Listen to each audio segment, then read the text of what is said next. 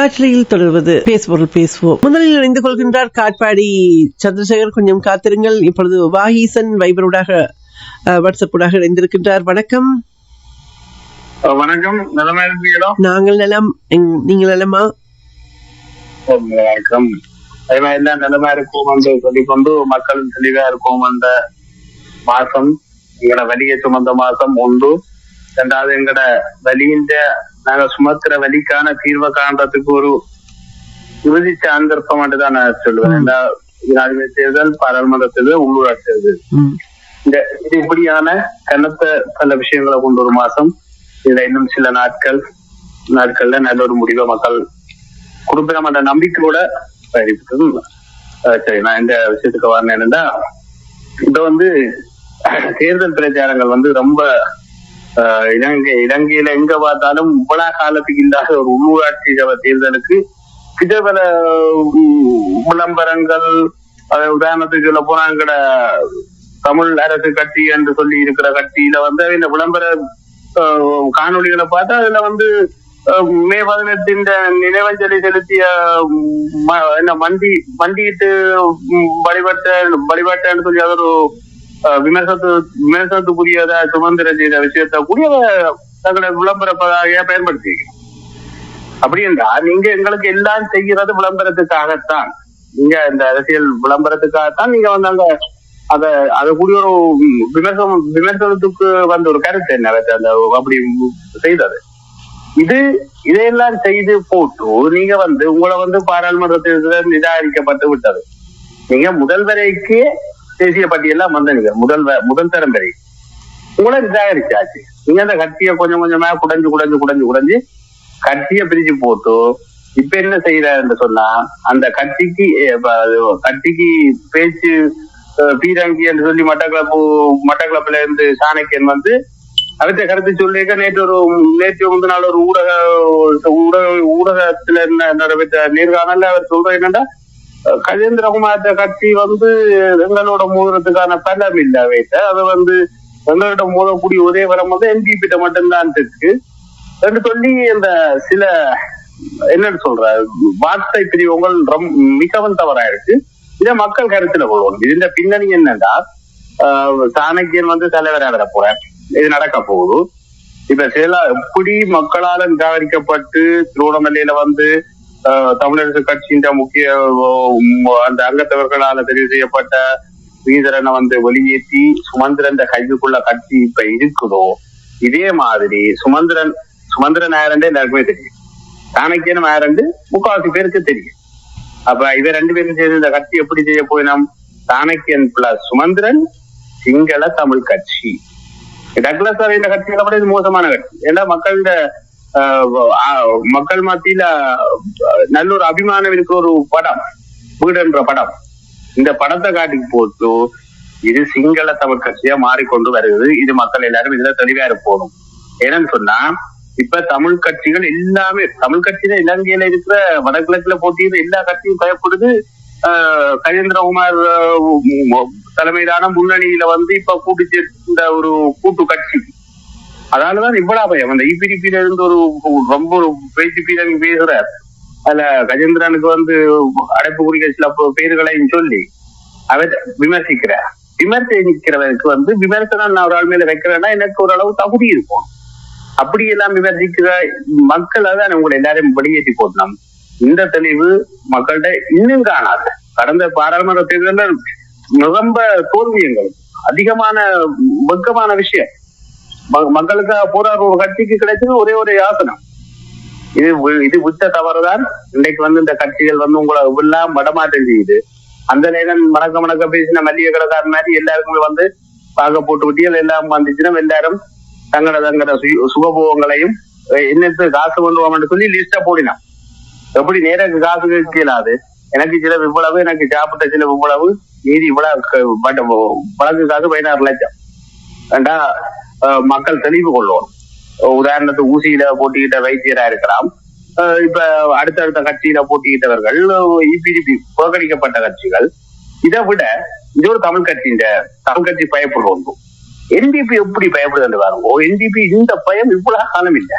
ஒரு ஜனாதிபதி ஒரு உள்ளூராட்சி தேர்தலுக்கு மாவட்டத்துல வடக்கு கிழக்கு ஒரு இடத்துல வந்து ஜனாதிபதி இது பேசுறது இயற்கை பேசி இருக்கிறார்.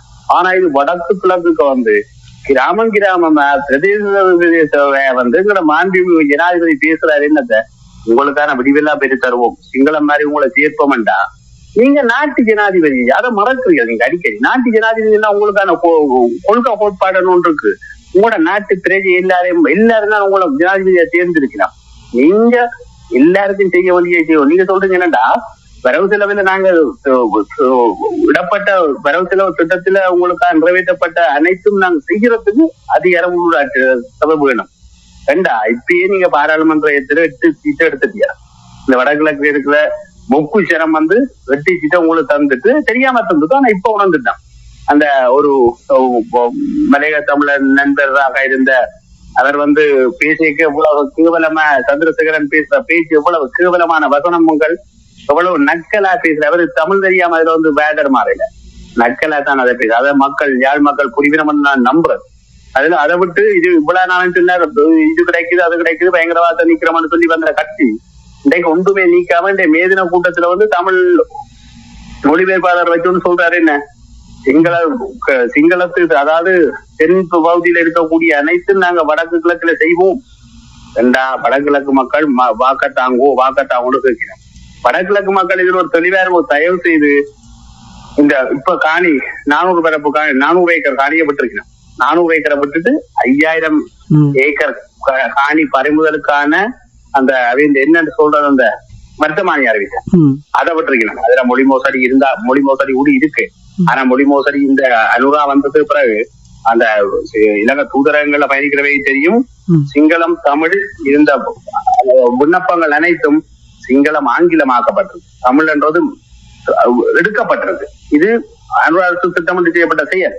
இது இப்படியான ஒரு கட்சிக்கு நீங்க குடுப்பியல் சொன்னா உள்ளூராட்சி சபையில வெற்றி குடுப்பியல் சொன்னா பாராளுமன்றத்திலே எங்களால கதைக்கலாம கிடையாது. 8 சீட் அவைக்கு தமிழரசு கட்சி தமிழ் மக்களின் ஆசனங்கள்ல ஒரு 2 சீட்டா அதுல கூட தமிழரசு கட்சியும் உள்ளத்துல அந்த சொல்லுவார்கள் அந்த சில வருத்தம் புற்றுநோய் மாதிரி உள்ளுக்கு இருந்து கொள்ற கட்சியா மாறிட்டு தமிழரசு கட்சி இவங்க நேரம் என்று செய்யறாங்க.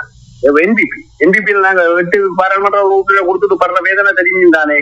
இப்ப உள்ளூராட்சி சபையில மக்கள் தயவு செய்து புலம்பெயர் தேசத்துல இருக்க ஒவ்வொரு மக்களும் ஒரு கட்சியை தெரிவு செய்து சொல்லுங்க. ஏன்னு சொன்னா நான் அந்த ஒரு கட்சின்னு சொல்லி நான் சைக்கிள் கட்சியை நான் முன்னிலைப்படுத்துறேன். தமிழ் மக்கள் என்ன சொல்லும், ஒரு தமிழ் கட்சியை போடணும். இதே எவ்வளவு நீங்க பயப்படுறீங்க. ஒரு தமிழ் கட்சி எந்த தமிழ் கட்சி ஒழுங்கான கட்சி அதை சொல்லுங்க. தமிழரசு கட்சியை சொல்லாதே. மற்ற கட்சியில நீங்க எதாவது சொன்னீங்கன்னா அந்த கட்சியை பத்தி சொல்லி போட்டு சொல்லுங்க. தமிழரசு கட்சி இந்த ஏற்பாடு சொல்லி போடு. சுமந்திரன் பிளஸ் சாணக்கியன் சிங்கள தமிழ் கட்சி அது.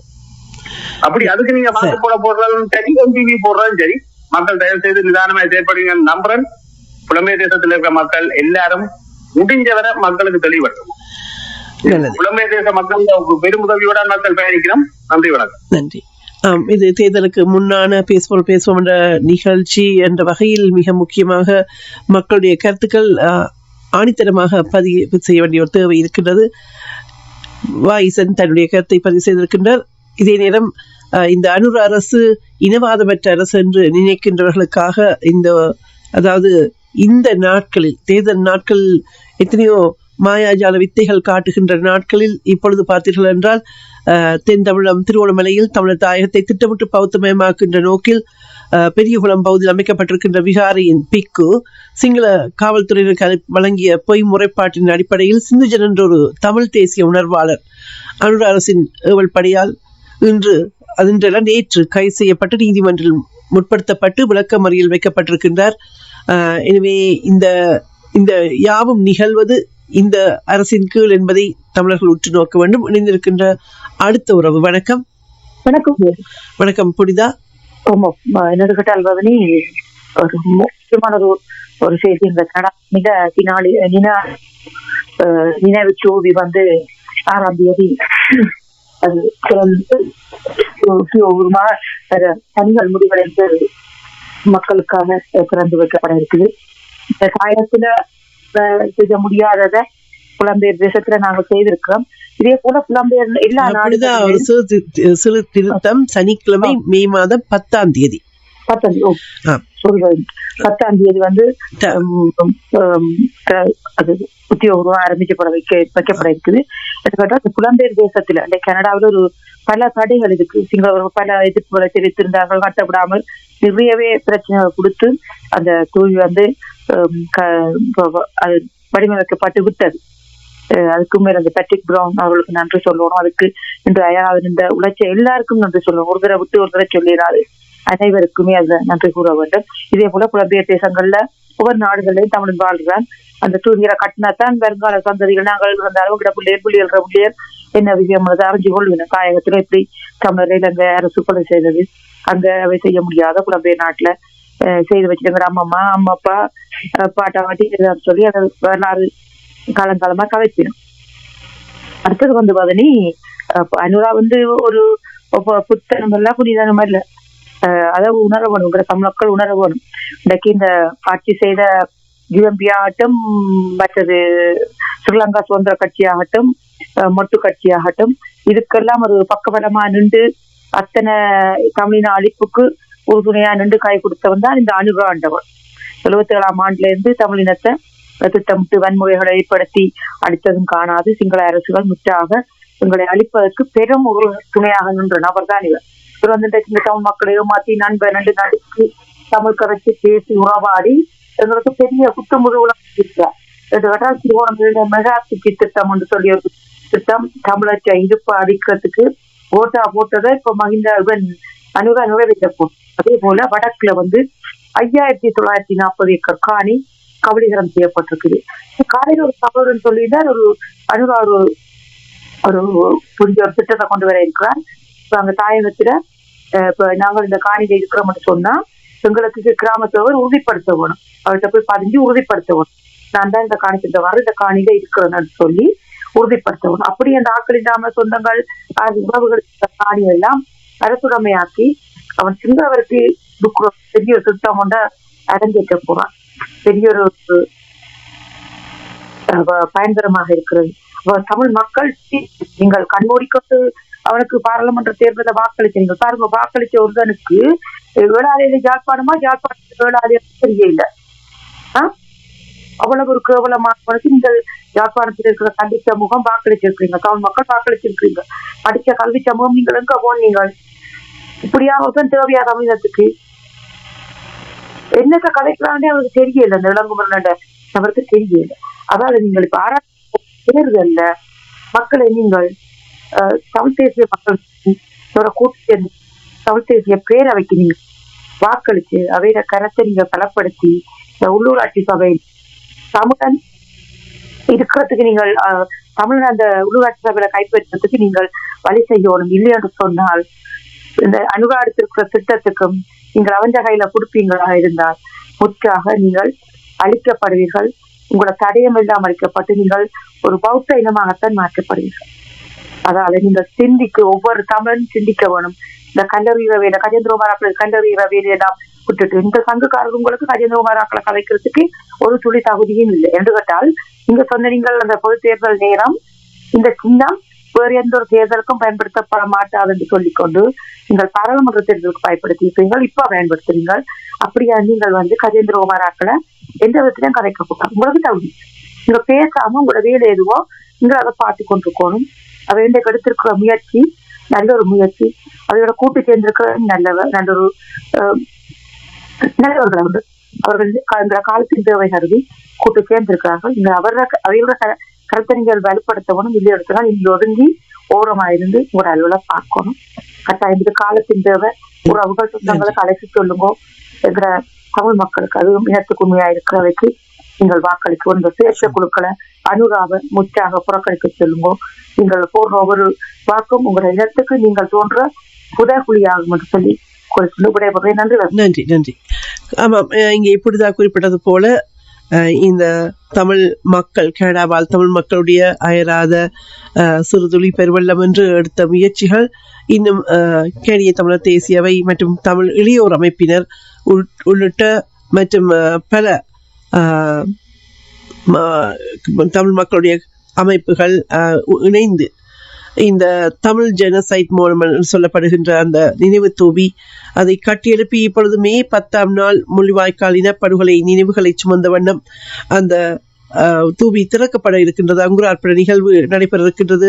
இது வருகின்ற சனிக்கிழமை, அதாவது இந்த வாரம் அல்ல, அடுத்த வாரம் 10ஆம் நாள், மே 10ஆம் நாள் மாலை 6 மணிக்கு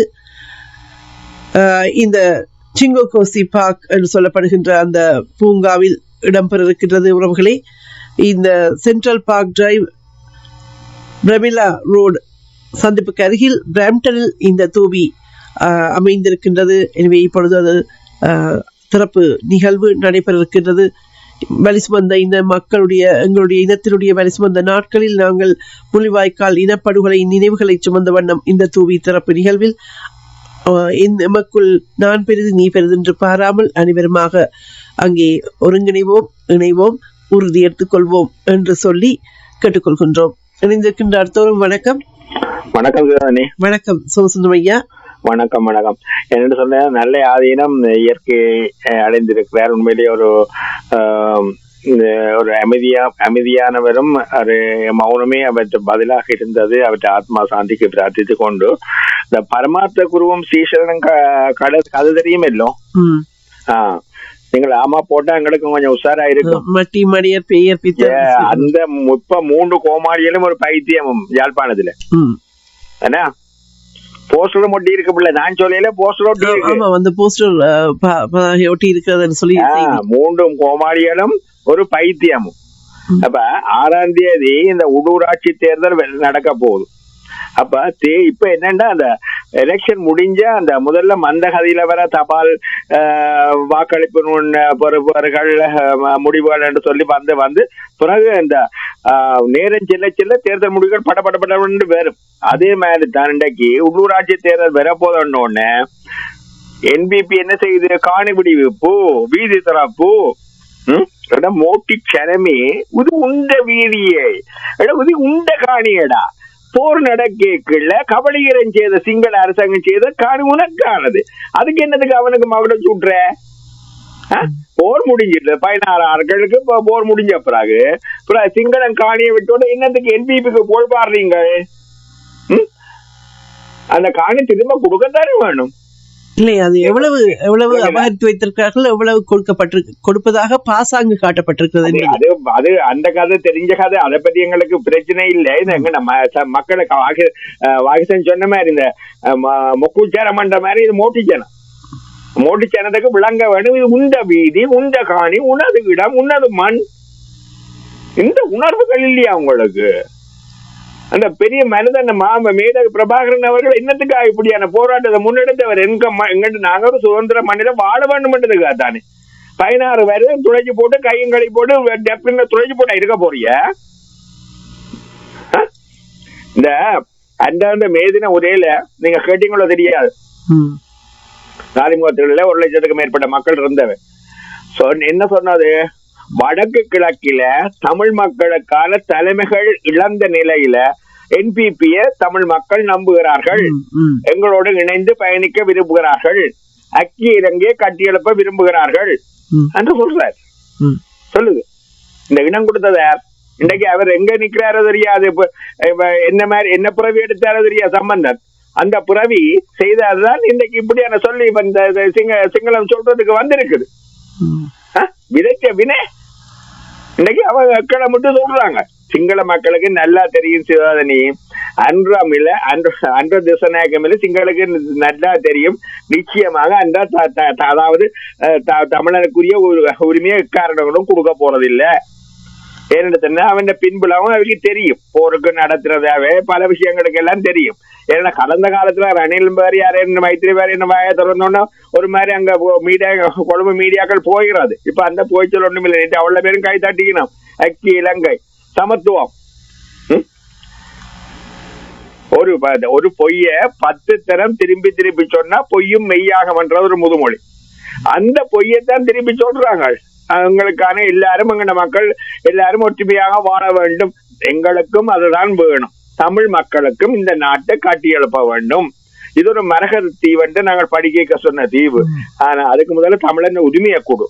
உங்களோட நேசக்கரம் நீட்டுறதுக்கு நாங்கள் தயாரா இருக்கிறோம். எந்த விதமான மறுப்பும் இல்லை.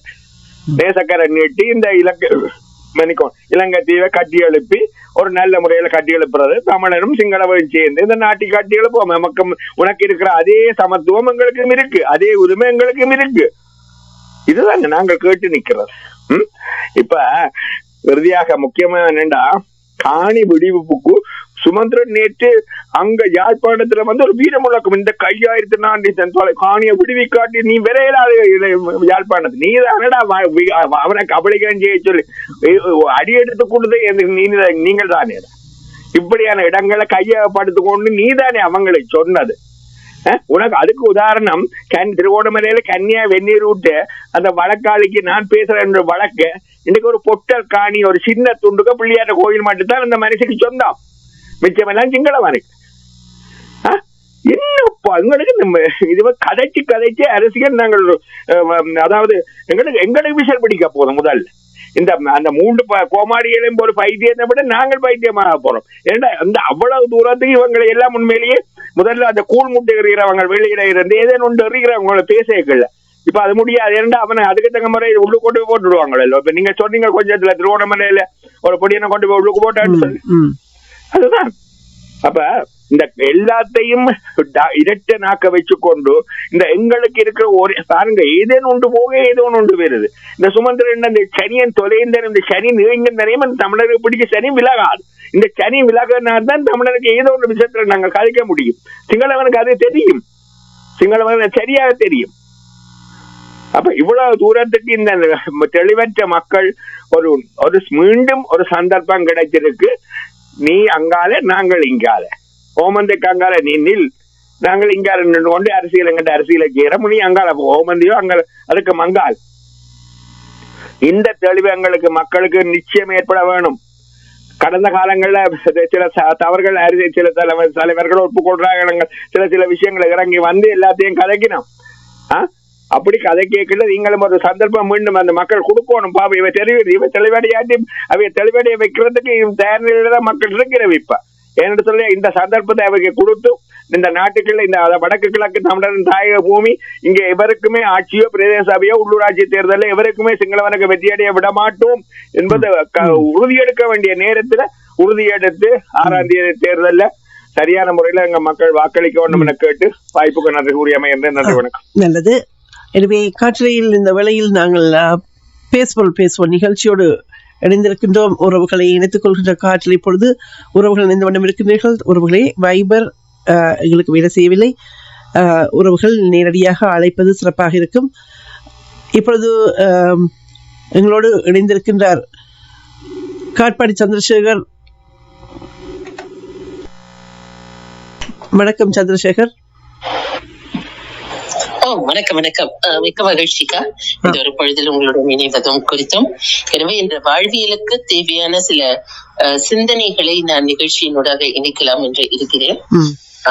இப்பொழுது சமீபத்திலும் கூட உழைப்பவர்களுக்கான அந்த ஒரு நாள், அதாவது உழைப்பாளர்கள் தினம் நேற்று நாம் அனைவருமே அங்கீகரித்து கொண்டாடினோம். எனவே உழைப்பை பற்றிய சில சிந்தனைகள். வாழ்வில் ஏற்றம் பெற உழைக்க வேண்டும். உழைப்பே உயர்வு தரும். உழைப்பு தன் மெய்வருத்த கூலி தரும். உழைப்பை ஒருபோதும் சுரண்டாதே. உழைப்பிற்கு ஏற்ற அங்கீகாரத்தை நீ அளித்துவிடு. வாழ்க்கையில் உயர வேண்டும் என்றால் உழைப்பையே பிரதானமாக எடுத்துக்கொள். வாழ்க்கையில் உழைப்பவர்க்கு அதிர்ஷ்டம் தானாய் கதவை திறக்கும். எனக்கு வாழ்க்கையில் ஏற்றம் பெற வழி இல்லையே என்று துவண்டு விடாதே. வாழ்க்கையில் முயற்சி என்பதை மூலதனமாக கொண்டு உழைப்பை உன்னுடைய செல்வமாய் ஆக்கு. வாழ்க்கையில் ஏற்றம் பெறலாம். வாழ்க்கையில் சாதித்தவர்கள் உழைப்பை நம்பி தங்களுடைய வாழ்க்கையை முன் நடத்தினார்கள். வாழ்க்கையில் சில சறுக்கல்கள் ஏற்படும். ஆனால் உழைப்பவர்களுக்கு அந்த சறுக்கல்கள் ஓர் அனுபவமாய் இருக்கும். அகலக்கால் வைக்காதே. உழைப்பு ஒருபோதும் சோடை போகாது. வாழ்க்கையில் சில முடிவுகள் சில தருணங்களில் ஏற்க வேண்டும். சில சமயங்களில் உழைப்பு கை கொடுக்காது என்று நினைப்பாய். ஆனால் உரிய காலம் வரும் பொழுது அந்த உழைப்பு நீ யார் என்பதை இந்த உலகத்திற்கு அடையாளப்படுத்தும். நிறைவாக உழைத்து கழித்தவர்கள் நாளைய நாளை மிக சிறப்பாய் வாழ்வார்கள். இன்று உழைக்காமல் காலத்தை வீண் ஆக்குபவர்கள் நாளைய நாளில் கஷ்டப்படுவார்கள். எனவே உழைப்பை உன்னுடைய தாரக மந்திரமாய் வைத்துக்கொள். வாழ்க்கையில் நீ ஏறும் படிகள் பற்பல. நன்றி. உழைக்கும் மக்களுக்கே இந்த உலகம் என்ற வகையில் பாடுபடுவதற்கே இந்த பாடம் சொந்தம் என்று நாங்கள் அதை முதன்மைப்படுத்தி சிந்திக்க வேண்டும். நன்றி உங்களுக்கு. உழைக்கும் மக்கள் ஒன்றுபட்டால் இந்த உலகம் எமதாகும். இணைந்திருக்கின்ற அடுத்த உறவு. வணக்கம். காற்றில் இருக்கின்றீர்கள், பேசுங்கள். சரி, அவருக்கு அடுத்தவிடம். வணக்கம். வணக்கம் அண்ணன் குட்டியதன். நலமா? நீங்க நிலமா? நலமா இருக்கிறோம். மற்ற உங்களை எல்லாரும் நிலைமை இருந்தா அது காணும். எனக்கு வந்து என்ன சொன்ன தங்கச்சி, இது நான் கதைக்கிற எல்லாத்துக்கும் குட்டிதான் பகுப்பு. சரியா? நீங்க பகுப்பில்லை, வானொலி பகுப்பில்லை. சரியா? அதே நேரம் எனக்கும் சில பொறுப்பு இருக்கிறது. பார்த்து கதைகள் பார்த்து இல்ல நீங்க சொந்திக்கலாம் தங்கச்சி. உங்களுக்கு பகுப்பு இருக்குல்ல, அந்த பகுப்பின்படி நான் உங்களோட பகுப்பிற்கு நீங்க கதைச்சால் அல்லது உங்களோட வானொலிக்கு எதிராக கதைச்சால் நீங்க சொந்திக்கலாம். சரி, இந்த உணர்வோடு எங்களை இனத்துக்காக போராடியவர்கள் நீங்கள் அங்கே எடுத்து வாருங்கள் தங்கச்சி. அதை விடுங்க, அது அப்பாற்பட்ட பிரச்சனை. அது வந்து நான் உங்கள் கருத்தை எடுத்து வாருங்கள். அதுக்காக நீங்க வந்து இதன் ஒண்ணும் வந்து கட்டாயம் தேவையில்லை, நீங்க சொந்திக்கலாம். சரி, கருத்தை எடுத்து வாருங்கள் ஐயா. அது அண்ணா நேயர்கள் காத்திருக்கிறார்கள். நேயர்கள் காத்திருக்கிற தங்கச்சி பரவாயில்ல. நாங்க வைக்க விரைக்க பேசாம நான் துண்டிக்கிறேன் தங்கச்சி. நீங்க சொல்லுங்க கருத்தை. அடடா, சரி, உறவுகள் உங்கள் கருத்துக்களை எடுத்து வாருங்கள். கருத்துக்கள் நேரடியாக சென்று இணைந்திருக்கின்ற அடுத்த உறவு. வணக்கம்.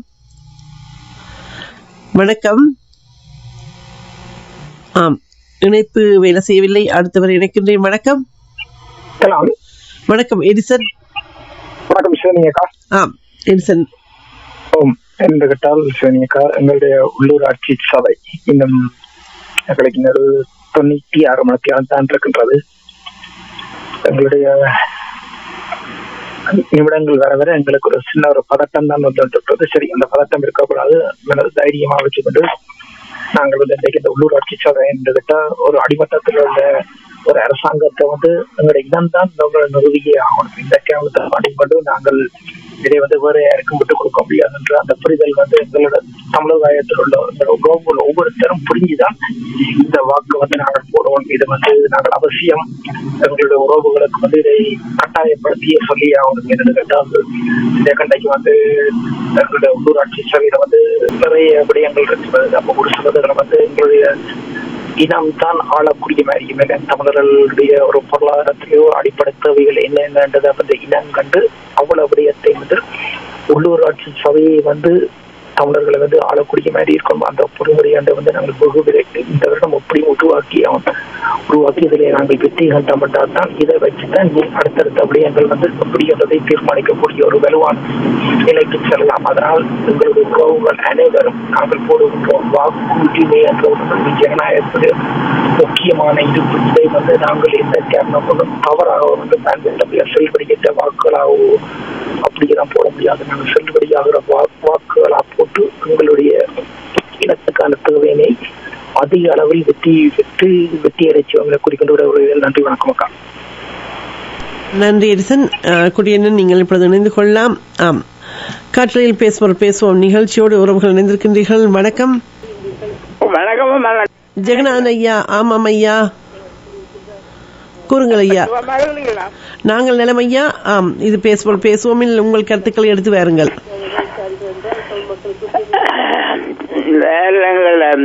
சுரேந்திரன்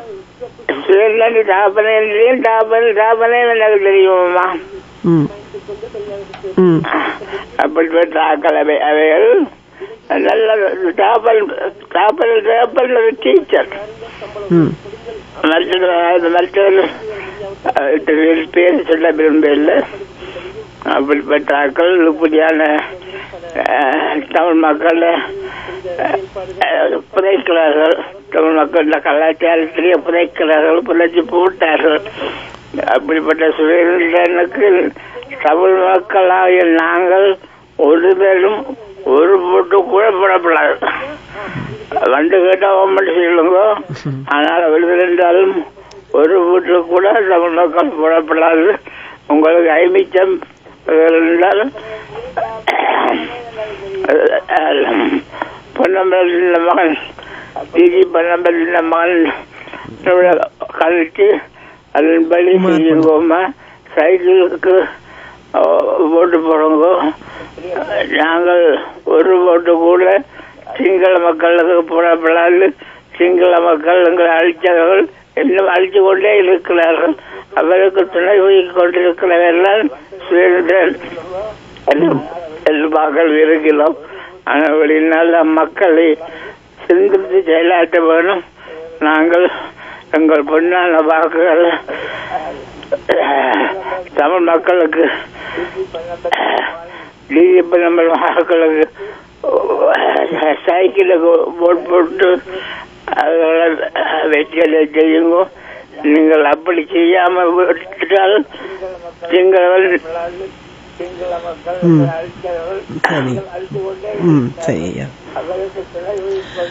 ஆமையா.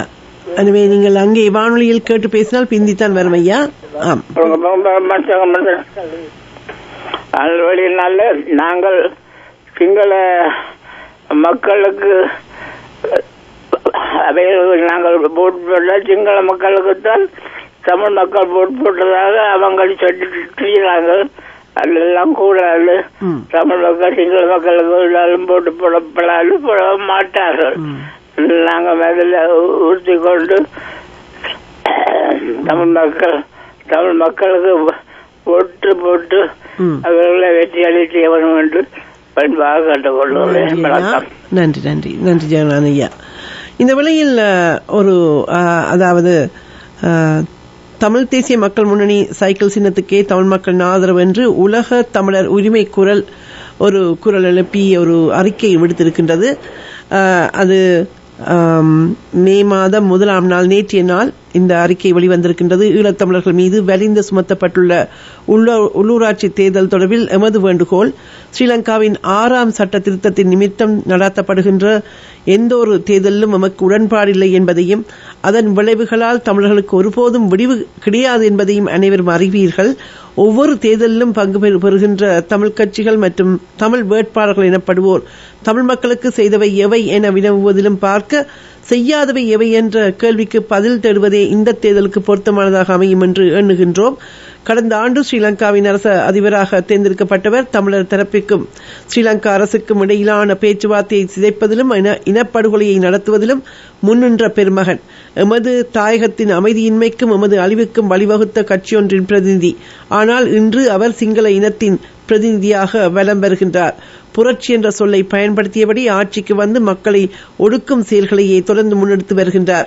ஸ்ரீலங்கா அரசால் இனப்படுகொலைக்கு உள்ளாக்கப்பட்ட எமது மக்களுக்கான நீதியையோ அன்றி ஸ்ரீலங்கா அரசு படைகளால் வலிந்து காணாமலாக்கப்பட்டோருக்கான நீதியையோ ஸ்ரீலங்கா அரசால் வல்வளைக்கப்பட்டு விகாரைகள் கட்டப்பட்ட நிலங்களையோ பெற்றுத் தருவதற்கு ஸ்ரீலங்காவின் எந்த அரசு அதிபரும் சிறிதும் சிந்திக்கப் போவதில்லை என்பதை தற்போதைய அரசு அதிபரும் உறுதி செய்துள்ளார்.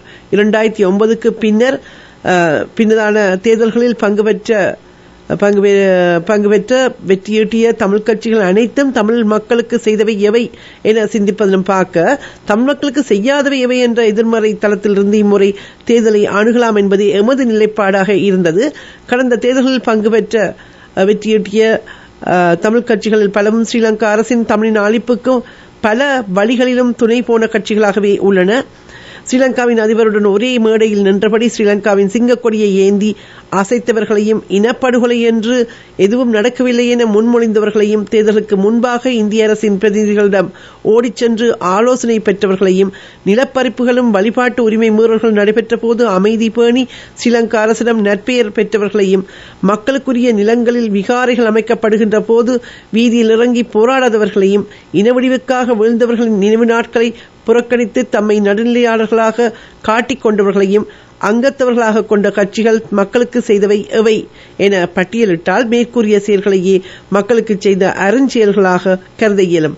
அரசியல் பணி என்ற பெயரில் நடுநிலை சாயம் பூசியபடி மேற்கூறிய வகையிலான அறமற்ற செயல்களை மக்களுக்கு செய்யாமலும் தமிழின வடிவுக்கு எதிராகவோ இன அழிப்பு அரசுக்கு உடந்தையாகவோ செய்யப்படாமல் தமது வலுவுக்கேற்ற வகையான பொருத்தமான பணிகளை செய்தவர்கள் யார் என நாம் ஆய்வு செய்தோம்.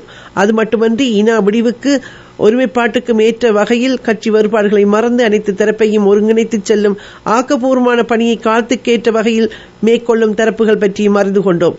ஒற்றை ஆட்சிக்குட்பட்ட அதாவது 6ஆம் சட்ட திருத்தம் எந்த தேர்தலிலும் நமக்கு எள்ளளவும் உடன்பாடில்லை என்ற போதும் தற்போது ஆட்சி அதிகாரத்தில் அமர்ந்திருக்கும் ஜேவிபி என்பிபி அரசின் வளைப்பு நோக்கங்களை தடுக்கவும் நீண்டகால இன அழிப்பை சிறிதேனும் தடுக்கும் முகமாகவும் எமது பண்பாடு மற்றும் விழுமியங்களை பாதுகாத்தபடி மண்ணுக்காக விழுந்தவர்களை நினைவேந்தும் நிகழ்வுகளை தொடர்ந்து முன்னெடுப்பதற்காகவும் தமிழ் தேசிய மக்கள் முன்னணி என்ற கட்சியின் சைக்கிள் சின்னத்துக்கு வாக்களித்து தமிழ் மக்களின் இருப்பை பாதுகாக்க உதவுமாறு தாயகத்தில் வாழும் உறவுகளை பணிவுடன் வேண்டுகின்றோம்.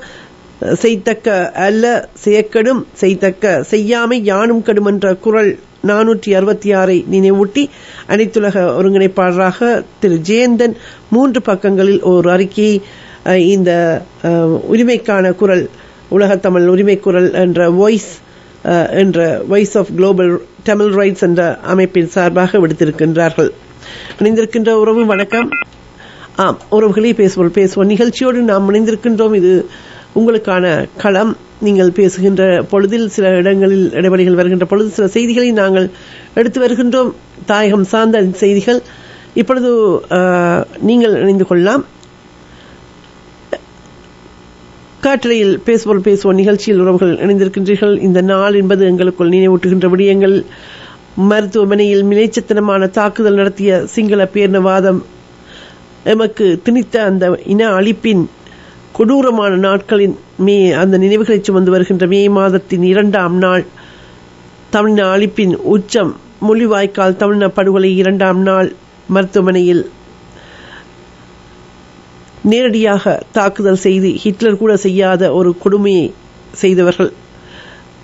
மே 2, 2009 அந்த நினைவுகளை நாங்கள் பார்க்கும் பொழுது அந்த நினைவு பதிவுகளில் ஒரே ஒரு தற்காலிக மருத்துவமனை மீதும் 2 தடவை சிங்கள பேரினவாத அரசால் தாக்குதல் மேற்கொள்ளப்பட்டது. அந்த நாளில் இந்த தாக்குதல்களில் ஏற்கனவே காயமடைந்த 64 பேர் கொல்லப்பட்டதோடு காயமடைந்தவர்களுடன் கூட நின்ற உறவினர்களையும் சேர்த்து 87 பேர் வரையானோர் காயமடைந்ததை நினைவு கூறுகின்றோம். வணக்கம். வணக்கம் வணக்கம் ஐங்கரன். என்னென்றால் நான் ஒருத்தருக்கு கொஞ்சம் புத்தி நாங்க சொல்ல வரவில்லை. ஆனால் பெற்றோர்கள் பிள்ளைகளை வளர்க்கும் போது நல்ல பழக்க வழக்கங்களை சொல்லி வளருங்கள். நாங்கள் பிள்ளை இன்ஜினியர் ஆகணும், டாக்டர் ஆகணும், கணக்காளர் ஆகணும் என்று சொல்லிக்கொண்டு வளர்க்க முடியும். உண்மையாக ஒரு அந்த மோரல் கோட் ஒன்றும் நாங்கள் எங்களுக்கு இல்லாமல் இருக்குது. இரண்டால் இந்த வேலை பழக்கள் நேரமின்மை என்று சொல்லிக் கொண்டிருக்கலாம். பிள்ளைகளை நல்ல நிலையில நாங்கள் வளர்க்க பழகி கொள்ளணும். அங்க இலங்கையில பகுடி வதையில இன்றைக்கு ஒரு தென்னிலங்கையில ஒரு மாணவன் தன் உயிரம் ஆய்த்திருக்கிறார். கடந்த யாழ்ப்பாணத்துல பல்கலைக்கழகத்துல ஹெல்மெட் அடித்ததில் ஒரு மாணவருடைய காது, அதாவது அவர் செவிட காது கேட்காம போய்விட்டது. இப்படி அங்கேயும் தான் இங்கேயும் தான் பிள்ளைகளை வளர்க்கும் போது நல்லது கெட்டது என்னன்னு சொல்லி வளர்க்கணும். பிள்ளைகண்ட சுயமதிப்பு குறையாதபடி இந்த மட்டன் தடி கதைக்காமல் பெண்களை பெற்றோரை வளர்த்த மாதிரி இல்லாமல், ஏன்னா இங்க பிள்ளைகள் சரியான சென்சிட்டிவா இருப்பார்கள். ஏன் இதுக்கண்டு கேட்பார்கள், அதுக்குரிய பதிலை சொல்லி நீங்கள் நல்ல பழக்க வளங்களை சொல்லி அவருடைய இந்த மன உறுதியை குலைக்காதபடி அந்த பிள்ளைகளை வளர்க்கணும். வளர்த்தா பிள்ளைகள் தாங்களாக முன்னேறுவார். படிப்பதோ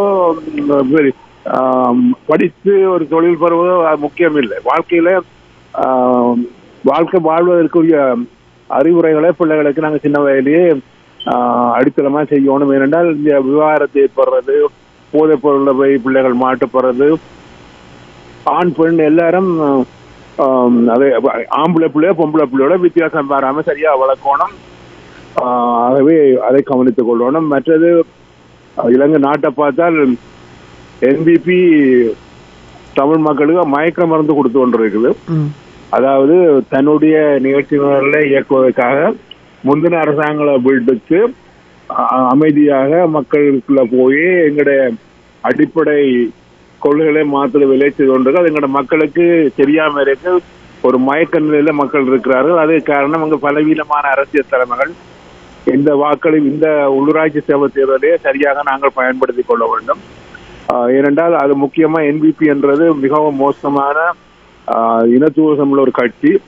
அந்த கடந்த கால வரலாறுகளை தெரியாமல் நாங்கள் இங்கே உள்ள யூடியூபர்ஸ், வலியொலி நடத்துபவர்கள் அவர்களுக்கு பாராட்டி கொண்டிருக்கிறார்கள். அதாவது தமிழினமே அந்த இடத்திலிருந்து அகற்றப்படணும் என்றதால் என்பிபியின் அடிப்படை கொள்கை. அதுக்கான செயற்பாடு தான் செய்து கொண்டிருக்கிறார்கள். அப்ப இதை நாங்கள் அவர் குறை சொல்றதை விட நாங்கள் எப்படி பலமடையணும். கனடாவில் இருக்கிறோம், எங்களோட நிகழ்ச்சியினரில் எப்படி ஆட்சியில் உள்ள அரசாங்கங்களை கொண்டு வரலாம் என்று பார்க்கணும். இப்ப முள்ளிவாய்க்கால் நினைவு தினம் வருது, அதுக்கும் நாங்களை கவனித்துக் கொள்ளணும். வேற தமிழ்நாட்டில் தமிழனுடைய ஆட்சி வந்தே ஆக வேண்டும். வரும்போது எங்களுக்கு நிச்சயமான விடிவு காலம் கிடைக்கும். சில பேர் சிரிக்கலாம், அது எங்களுக்கு தேவைதான் எங்களுக்கு முக்கியம். நேற்றுலாம் விஜய் செய்தியாளர் மாநாடு சொல்றேன், வந்து நான் ஒரு படத்துக்கு ஷூட்டிங் போறேன், வந்து அப்புறம் நான் கதை கண்டுட்டு போறேன். அவருக்கெல்லாம் தலைவராக இருக்கக்கூடிய தகுதி இல்லை. ஆனா அந்த மூலகட்ட ரசிகர் மாதிரி அவரு பின்னால போறார்கள்.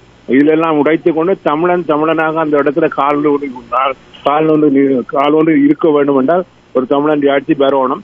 அது பெறும். அதுக்கான செயல்பாடு அங்க நடந்து கொண்டிருக்கு. நாங்க புலம்பெயர்ந்த சமூகம் அவர்களுக்கு ஆதரவளிக்க வேண்டும்.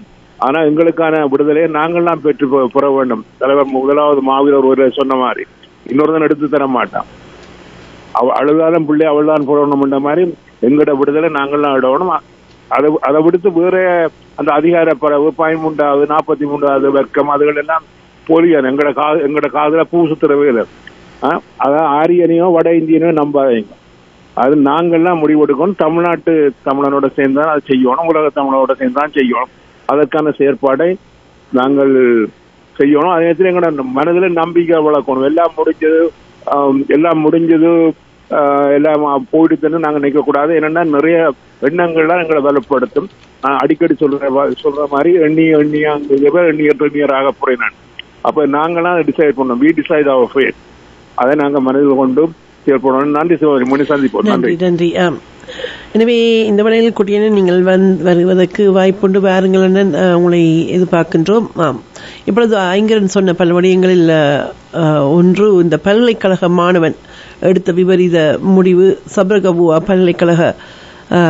சப்ரகமுவா யூனிவர்சிட்டி ஆஃப் ஸ்ரீலங்காவில் அந்த மாணவன் ஒருவன் பகுதிவதையால் அவமானம் தாங்க முடியாமல் உயிரிழந்திருக்கின்ற செய்தி, தவறான முடிவெடுத்து இப்பொழுது முக்கிய ஒரு செய்தி. தொழில்நுட்ப பொறியியல் பீடத்தில் 2ஆம் வருடத்தில் கல்வி கற்கின்ற 23 வயதுடைய சரித் தில்ஷான் என்ற மாணவனை இவ்வாறு உயிரிழந்திருக்கின்றார். சம்பவம் தொடர்பில் என்ன சொல்லப்பட்டதென்றால், அந்த கடந்த மாதம் 27ஆம் நாள் புத்தாண்டு, சிங்கள ஆரிய புத்தாண்டு கொண்டாடப்பட்ட பொழுது அந்த இளைஞர் அவர் 28ஆம் தேதி கம்பளை இஹலகமவில் இருக்கின்ற தன்னுடைய வீட்டுக்கு திரும்பியிருக்கிறார். பிறகு 29ஆம் தேதி மாலை தன்னுடைய வீட்டின் பின்புறத்தில் வைத்து இந்த முடிவை எடுத்திருக்கின்றார். பல்கலைக்கழகத்தில் இடம்பெற்ற இந்த கொண்டாட்டத்தின் போது அவருக்கு ஏற்பட்ட தாங்க முடியாத அவமானம், ராகிங் என்ற பெயரில் அவரை தற்கொலைக்கு தூண்டியதாக உறவினர்கள், நண்பர்கள் குற்றம் சாட்டுகின்றார்கள். இதேவேளை கடந்த 2 ஆண்டுகளாக சப்ரகமுவா பல்கலைக்கழக மாணவர்களால் தனது மகன் பல்வேறு வகையான துன்புறுத்தல்களுக்கு ஆளானதாக அந்த இளைஞனின் தந்தை குற்றம் சாட்டியிருக்கின்றமை இப்பொழுது விசாரணைகளுக்கு உட்படுத்தப்பட்டிருக்கின்றது. இது ஒரு புறம். அடுத்து செந்தமிழன் சீமான் பற்றி சொல்லியிருந்தார். அது மட்டுமல்ல, ஐங்கரன் சொன்ன விடயத்தில் தமிழகம் என்பது மிக பெரும் பலம். அடிக்கடி செந்தமிழன் சீமான் கூறுவது போல தமிழர்களுடைய பலம் அந்த இலங்கை தீவுக்குள் மட்டுமல்ல, புலம்பெயர்ந்த மக்கள், தமிழகத்தில் இருக்கின்ற தமிழ் மக்கள் என்ற வலிமையான சக்தி உண்டு. நாங்கள் ஒரு மொழி, தாய் மொழி தமிழால் தமிழ் குடியாக இணைந்திருக்கின்றோம் என்பதை உணர்ந்தால் அந்த பலத்தை நீங்கள் பெற்றுக்கொள்ளலாம் என்று சும்மா வெற்றி சொல்லில் சொல்லி நின்று விடாமல் தமிழகத்தில் இருக்கின்ற உறவுகளுக்கு அந்த இன உணர்வை ஊட்டி, எங்களுடைய இன வலிமை ஊட்டி, செயல் வடிவம் பெற்று இப்பொழுது அண்மையில் ஜட் என்ற அந்த திரைப்படத்துக்கு எதிராக பெண்கள் குழந்தைகள் நள்ளிரவில் போராடியதை நீங்கள் பார்த்திருப்பீர்கள். ஓரிரவுக்குள் அந்த தடை செய்யப்பட்டதையும் நாங்கள் பார்த்தோம். இவ்வாறாக செயல் வடிவம் கொண்ட போராட்டங்களை மக்கள் மயப்படுத்தி வருகின்ற செயற்பாடுகளுக்கும் இந்த தேசிய தலைவர் என்று சொல்லி தன்னை ஒருங்கிணைப்பாளராக கொண்டு செந்தமிழன் சீமான் தமிழகத்தில் ஏற்படுத்துகின்ற எழுச்சி என்பது காலத்தின் தேவை என்பதையும் நாங்கள் இன உணர்வோடு அந்த உணர்வை நாங்கள் மதிக்க வேண்டும். அவர்களுடைய செயற்பாடுகளையும் விழுவதெல்லாம் அழுவதற்கல்ல,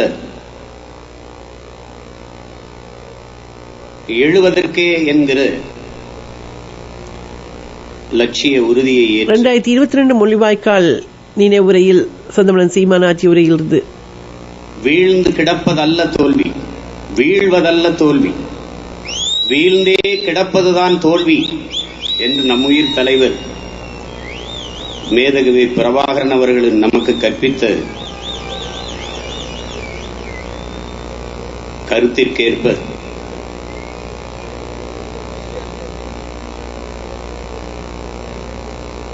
நாம் எழுந்து நிற்கிற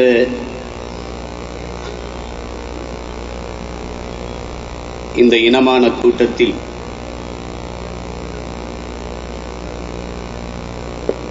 இதயம் முழுதும் வலியும் வேதனையும்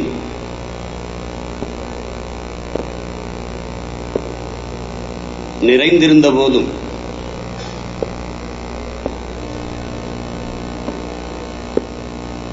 இருளில் சிறிய ஒளிக்கீற்று போல என் ஆர்வீர் இளவல்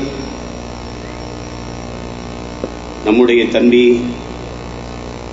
பேரறிவாளன் அவருடைய விடுதலை செய்தி அந்த வேளையில் அந்த செய்தி வந்த பொழுது அவர் ஆற்றிய உரையில் இப்பொழுது இந்த நாளை பற்றி நாங்கள் முள்ளிவாய்க்கால் காலங்களில் பார்க்கும் பொழுது நான் கூறியது போல அந்த 87 பேர் கொல்லப்பட்ட பதிவு 9 மணியளவில் 2 ஆற்றலை ஷெல்கள் வைத்தியசாலைக்குள் விழுந்து, அதாவது குறிவைத்து தாக்கப்பட்டு வெடித்ததில் 23 பேர் கொல்லப்பட்டதோடு 43 பேர் காயமடைந்தார்கள். மீண்டும் 10-30 மணியளவில் அடங்காத பல ஷெல்கள் வைத்தியசாலை மீது விழுந்து வெடித்ததில் 41 பேர் கொல்லப்பட்டதோடு 53 பேர் காயமடைந்தார்கள். இதையெல்லாம் விவரமாக சொல்வதற்கு காரணம், அந்தளவு இனப்படுகொலை நடந்த காலங்களிலும் ஆவணப்படுத்தினார்கள் தமிழ் விடுதலை புலிகள். 3 நாட்களுக்கு முன்பாகவே வைத்தியசாலை அமைவிடம் தொடர்பாக சரியான தகவலை ஸ்ரீலங்கா அரசாங்கத்துக்கு வழங்கப்பட்டிருந்ததோடு சர்வதேச செஞ்சிலுவை சங்கம் மற்றும் ஸ்ரீலங்கா விமானப்படையின் ஆளில்லா வேவு விமானங்களும் வைத்தியசாலையை தமது கண்காணிப்பில் வைத்திருந்த இந்த 2 தாக்குதலும் நடந்திருந்தது. தமிழ் மக்களது பகுதிகளுக்குள் வரச் செய்வதற்காகவே அந்த மிலேச்சத்தனமான தாக்குதல்கள் மேற்கொள்ளப்பட்டதோடு இது அதற்காக செய்யப்பட்டுள்ளதாக இனப்படுகொலையாளி மஹிந்த ராஜபக்சவின் துண்டு பிரசுரங்களை மேற்கோள் காட்டி ஒரு மீட்பு பணியாளர் மக்களுக்கு தகவல் வழங்கியும் இருக்கின்றார்.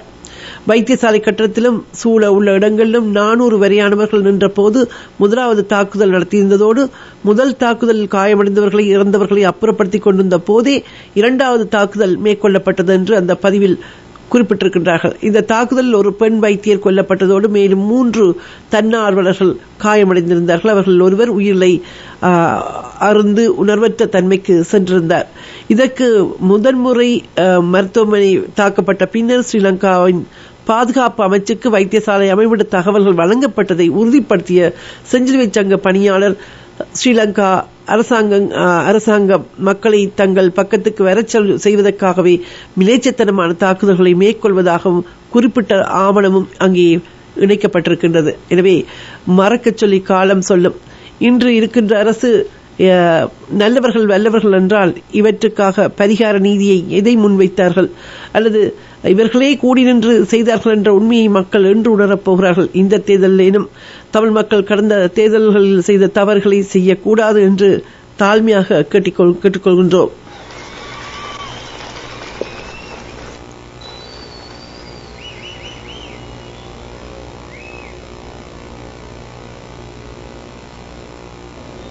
தமிழனுடைய மூதாதைகளின் கொடி எல்லாமே பாய்ச்சலில் இருக்கு.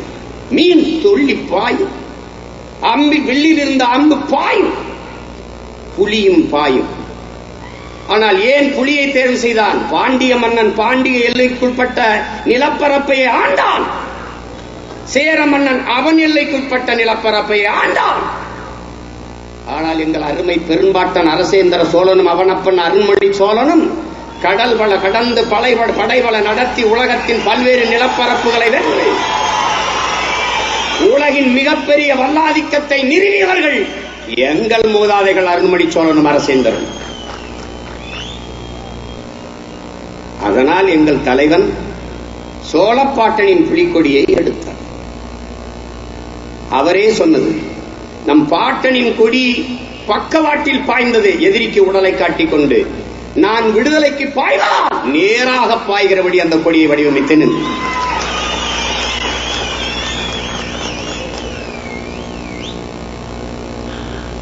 மொழி கொண்டு இந்த இனம் போராட மொழியால் இந்த இனம் இணைய வேண்டும் என்ற ஒரு தேவை உள்ளதை அந்த உரைகளிலிருந்து நாங்கள் பெற்றுக்கொள்வோம். இதுவேளையில் நாங்கள் பார்க்கும் பொழுது பெல்ஜியத்தில் மே தின எழுச்சி பேரணி தமிழ் மக்களால் நடத்தப்பட்டிருக்கின்றது. பிரான்சில் மே தின எழுச்சி பேரணி பெருந்திரளான தமிழர்களின் அணிதிரண்டு நிகழ்த்தி இருக்கின்றார்கள். சுவிஸிலும் அவ்வாறான பேரணியை காண்கின்றோம்.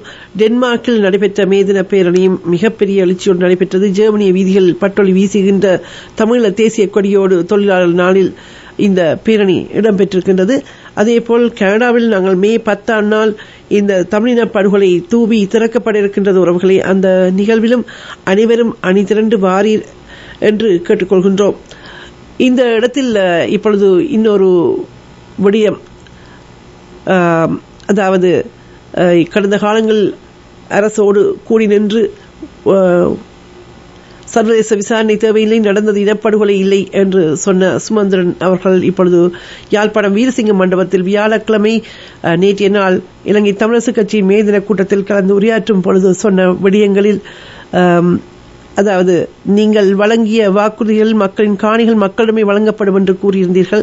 படையினர் வசம் உள்ள மக்கள் காணியை விரைவில் விடுவிப்போம் என்று கூறியிருந்தீர்கள். ஆனால் ஆட்சிக்கு வந்த பின்னர் அதற்கு முற்றாக காணிகளை சுவீகரிக்கும் நடவடிக்கையில் தற்போது இறங்கியிருக்கின்றீர்கள். உங்களுடைய இந்த செயற்பாடுகள் ஏற்றுக்கொள்ளப்பட முடியாது. உங்களது வாக்குறுதிக்கு மாறாக காணிகளை சுவீகரிப்பதை உடனடியாக நிறுத்திக் கொள்ளுங்கள். குறிப்பாக காணி சுவீகரிக்கும் வர்த்தக அணி உடனடியாக கைவாங்க வேண்டும். இல்லாவிட்டால் நீங்கள் யாழ் மண்ணுக்கு வர முடியாமல் கால் வைக்க முடியாமல் செய்வோம் என்று சொல்லியிருக்கின்றார். அதற்கு சொல்லியிருக்கின்றார், எங்களை ஏமாளிகள் என்று கருத வேண்டாம், ஏமாற்றுவதை நாங்கள் ஒருபோதும் அனுமதிக்கப் போவதில்லை. அதற்கு எதிரான நடவடிக்கைகளை நாங்கள் நிச்சயம் எடுப்போம். இத்தனை நாள் எங்கிருந்தாலும் இப்பொழுது வந்து இதை சொல்லியிருக்கின்றார் என்ற ஒரு விடயம் கடந்து இந்த பேச்சு பல்லக்கு தம்பி பொடிநடை என்று பலருடைய உரைகள் வெறும் வார்த்தை நாட்டத்தில் கொள்ளாரடி கிளியே என்ற பாரதி பாடல் வரிகளும் நினைவில் வருகின்ற இதேவேளை இப்பொழுது தந்தை செல்வாவின் கொள்கையின்படி தமிழரசுக் கட்சி நேர்மையாக பயணிக்க முன்வந்தால் நாம் நிச்சயமாக அவர்களுடன் பேச்சு நடத்தி பொது இணக்கப்பாட்டுக்கு வந்து இணைந்து பயணிப்போம் என்று தமிழ் தேசிய மக்கள் முன்னணியின் தலைவரும் பாராளுமன்ற உறுப்பினருமான கஜேந்திரகுமார் பொன்னம்பலம் சொல்லியிருக்கின்ற செய்தியையும் பார்க்கின்றோம். வடமராட்சி நெல்லியடியில் நேற்றைய நாள் இடம்பெற்ற இந்த தமிழ் தேசிய பேரவை நடத்திய மே எழுச்சி கூட்டம் மிக பெரும் எழுச்சியோடு பெருந்திரளான மக்களோடு நடைபெற்ற பொழுது அதில் அவர் இதை சொல்லியிருந்தார். இந்த உள்ளூராட்சி சபைகள் தேர்தலில் தமிழ் மக்கள் மிக தெளிவாக ஆணித்தரமாக தங்கள் வாக்குகளை செலுத்தாது விட்டால் தமிழ் தேசிய நிலைப்பாட்டை கைவிட்டு விடுவார்கள் என்று சந்தேகிக்கப்படுவது உறுதியாகிவிடும். எனவே நாங்கள் உலகப் பரப்பிலும் நாங்கள் எங்களுடைய இனத்துக்கான நீதியை பெற்றுவிட முடியாது என்பதை அவர் சொல்லியிருக்கின்றார். ஒரு முறை மாறி போடலாம், அதை நியாயப்படுத்தலாம். அடுத்தடுத்த தேர்தல்களில் அவ்வாறு நடந்தால் அதனை நியாயப்படுத்த முடியாது. அந்த வகையில் இது சாதாரண உள்ளூராட்சி தேர்தல் அல்ல. முகங்களுக்கு வாக்களிக்கும் இந்த தேர்தல் தான் தமிழ் மக்கள் தங்களின் அரசியல் அபிலாஷைகளை வெளிப்படுத்தும் தேர்தலாக மாறியுள்ளது. இது கஷ்டகாலமாகும். எனவே எமது மக்கள் ஆழமாக சிந்தித்து தமது வாக்குகளை செலுத்த வேண்டும். தமிழ் தேசத்தை பொறுத்தவரையில் இன்று இரு முக்கியமான விடயங்கள் உள்ளன. ஒன்று, இனப்படுகொலைக்கு பொறுப்பு கூறல், மற்றது இனப்பிரச்சினைக்கு அரசியல் தீர்வு காண்தல். இந்த விடயங்களில் ஜேவிபி என்ற தேசிய மக்கள் சக்தி இதற்கு முன்னர் ஆட்சி செய்த இனவாத கட்சிகளுக்கும் இடையே எந்த வித்தியாசமும் இல்லை. நாம் தமிழரசு கட்சிக்கு எதிரானவர்கள் அல்ல.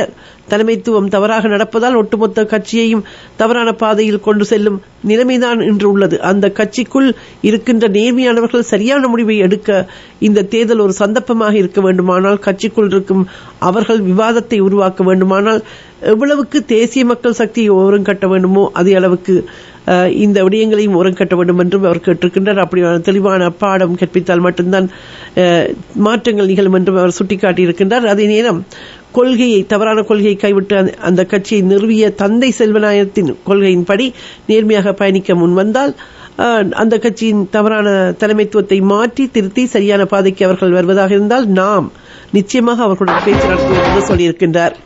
சரி.